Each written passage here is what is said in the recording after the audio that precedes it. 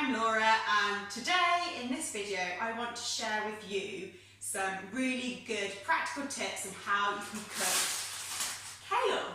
So kale is something that I've been using a lot more in the last few years, and I think it's fantastic because not only is it like one of the most nutrient dense green veg that you can eat, so it's grown locally. So this one here was grown in Lincolnshire in the UK. And also, amazingly, it's really cheap. So I think I got that from Aldi or Lidl, I'm not sure. And I think it was like under 70 pence. So a really good way of getting your green veg into you for a low cost.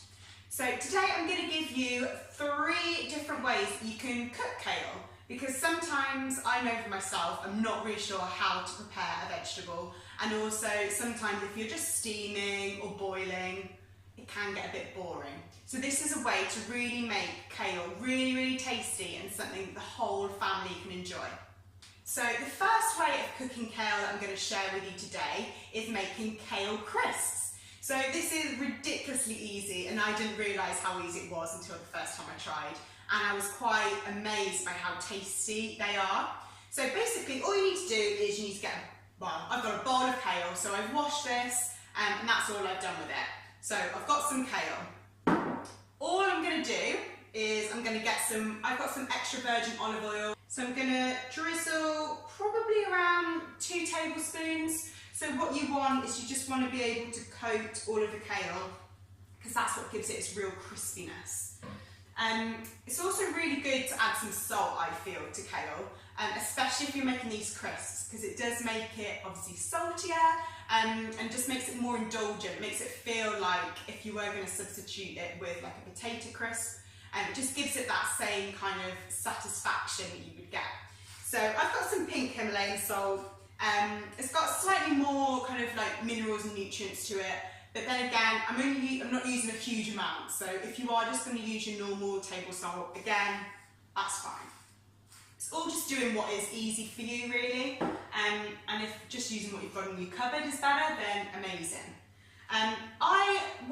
You could just leave it like this and roast like this, but I also quite like adding a bit of cumin, and I think it just adds a bit of different flavour to it. But you could also use other other spices, I guess. You could probably put paprika on it and just keep it with salt and pepper. But yeah, mix it up, try different things.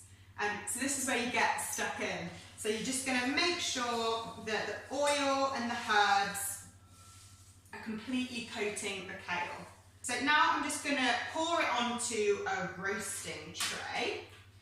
I've got about half a bag. Like half of one of these bags in there, so I've got about 100 grams, just because I didn't want too much that they were going to be completely overlapping on the tray, because what you don't want is it to all just be sitting on top of each other, and then you're not going to get the lovely kind of crispy texture. So, on the tray, now for the oven. So I'm going to put the kale into the oven. I've got it preset to about 180 degrees, so it's really nice and hot in there already. I'm just going to put it around the middle shelf and then leave for about 12 to 15 minutes. Check on it, you might want to just move it around just to make sure everything's as crispy, but yeah, it's going to be really tasty. So whilst my kale is in the oven roasting, I'm going to show you how to make a really quick and easy kale salad. So I really love this recipe because actually you don't need to cook the kale. So again, I've washed the kale and I've got again around 100 grams. You can do the whole bag if you want and leave it just in the fridge, but I'm just going to go for ease just around 100 grams with me. So the first thing that I'm going to do is I'm going to add a little bit of soy sauce. So it depends on if you aren't having gluten, you might want to use tamari, which is kind of like your gluten-free form of soy. But if you're not, if you're thin, I'm just trying to open this, it's quite, woo! Is that splattered all over? No, we're okay. That was hard, a bit of a workout in there as well. So all you're going to do is add around a tablespoon, 2 tablespoons of soy. So that gives it a really nice saltiness. thing we're going to add is tamari. So tamari is like a sesame seed paste, and so it's got an amazing like nutty, creamy flavour.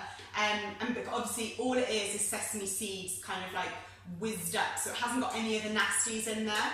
So I'm going to add around, again, 2 tablespoons. And the reason why I really love kale, another nutrition fact for you, is actually it's got quite a lot of antioxidants in them, especially vitamin C. So it's actually got, like per cup, like per serving, it's got the same vitamin C as an orange, which I found amazing. And also it's a really, really good source of vitamin K. So vitamin K is really good for kind of like your blood clotting ability and things like that. So it's just really just packed full of amazing things at such a low cost. It's one of these superfoods, but super practical and super accessible for everyone. So I've put my tamarind in there. What I'm going to do is, because green leafy veg are a really good source of iron, so like your plant iron, so your non-heme iron. But like I mentioned before in a previous video, it's not as easily absorbed by the body. So adding like vitamin C, so adding extra bits of vitamin C, kind of like from citrus fruit, really helps to absorb that iron. So I'm going to add half a lime, juice of lime I should say. And again, this adds a really, really nice flavour as well. So it's just an amazing addition really. So this is the part where it gets a bit sticky, so I'm going to get stuck in properly.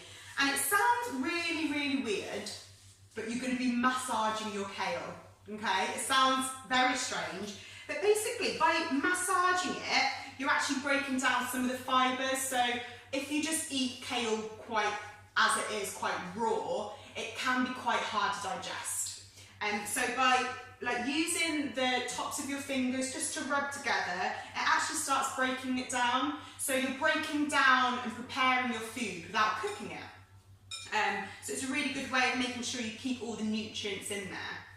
So what I will suggest is that you try and massage your kale for as long as you can. Let's try and do it for at least a minute, if you can too. And you'll kind of notice, weirdly, that as you're doing it, I feel that it starts to get a bit of a brighter green. It's almost like it has been cooking a little bit.